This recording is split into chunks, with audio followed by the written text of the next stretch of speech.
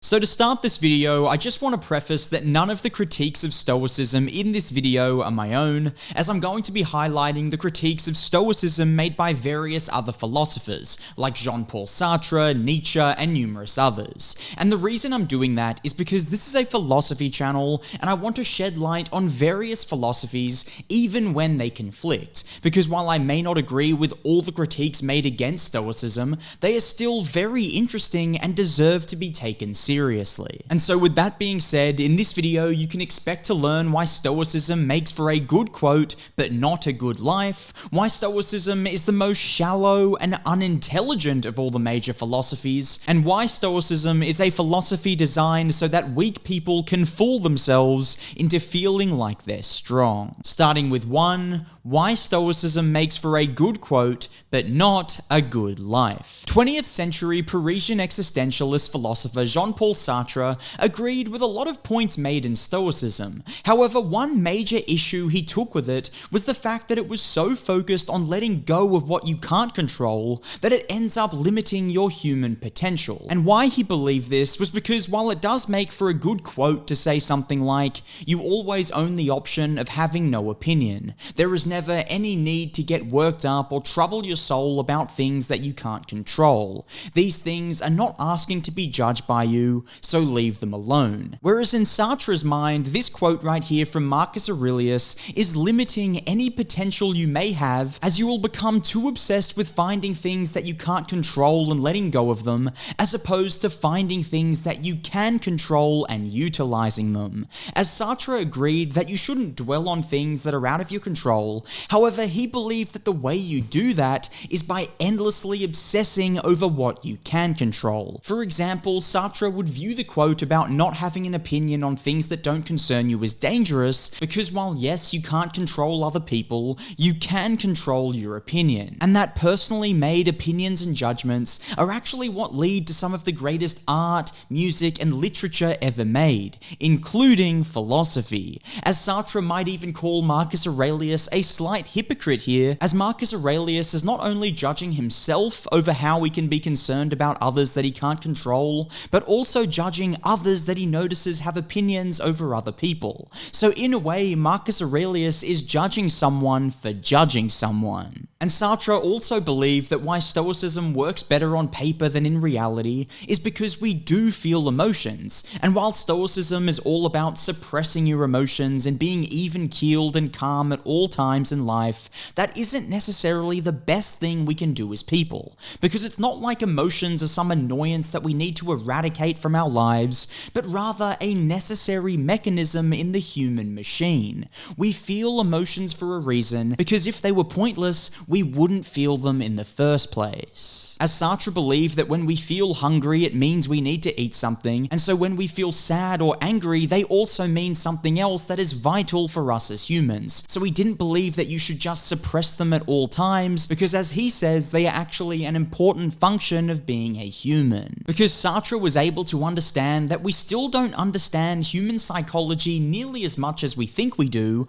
and that scientific breakthroughs will continue for all eternity. So while yes, it's good to not give in to your emotions at every whim, should we really suppress our emotions when we still might not understand the most important function that they serve? However, if I can add a personal note here, I will say that there are times where for me, utilizing Stoic practices have benefited me. For example, just this morning I needed to get up at 5 AM and write this video, otherwise I wouldn't have the time at any point throughout the day. And when my alarm went off, I really didn't want to get up, but I had to suppress my emotions and just act despite them. However, with that being said, would I want to do that at all times in my life and suppress all my emotions? I'm not quite sure, but that does require some further thought, and so I am interested in what you guys think in the comments below. 2. Why Stoicism is a shallow philosophy. An overlapping critique of Stoicism from various philosophies and belief systems, from existentialism to religions like Catholicism and Islam to Nietzsche himself,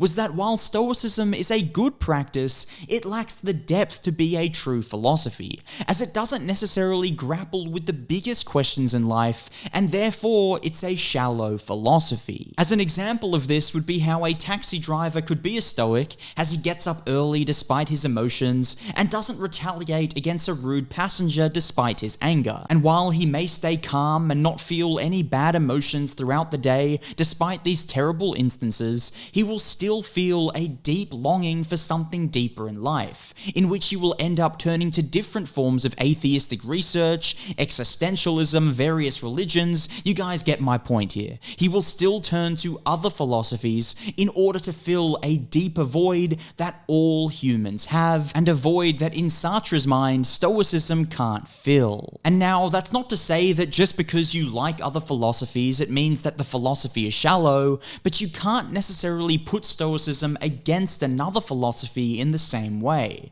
And what I mean by that is that if you're a Catholic and you read existentialism, you can debate the two philosophies in your head and have them clash against each other and find a certain truth within you. Whereas with Stoicism, you can't debate it against another philosophy because it might not ask all the same questions as that philosophy, and so it may not have an alternate answer. And now, I do have to say that Marcus Aurelius was a man of faith and did personally contemplate deeper questions, but that wasn't necessarily Stoicism. That was more so his religion, and Stoicism was something that he practiced, showing that even the most famous figure in Stoicism, Marcus Aurelius himself, had to look to other philosophies as well to find something deeper. And now, personally, that's not a knock on Stoicism, because who says that all philosophies need to be as deep, as it's still a philosophy with great practices that are useful throughout life. However, I still do see their point, and I do understand why Sartre may critique it for that reason. 3. Stoicism is a philosophy for weak people. Nietzsche attacked Stoicism on a few fronts, but his main critique was that it's a philosophy for weak people to pretend they're strong, as he believed that a strong person isn't afraid of feeling emotion and will not run from it. The strong person will want to feel pain and deep sadness, as that spurs him on to improve and do better in life. As Nietzsche didn't like the way that Stoicism removes you from the world and almost acts like a shield from reality, and Nietzsche didn't like how those who shielded themselves from facing reality saw it as a sign of strength, when in Nietzsche's mind, a sign of strength would be to drop all shields, never hide, and face life head on, and deal with every emotion and stress that comes. As tension is what causes growth in Nietzsche's mind, not necessarily being stoic. That being said, as a slight rebuttal against Nietzsche, which I do feel weird even saying because obviously Nietzsche was a genius and much more intelligent than me.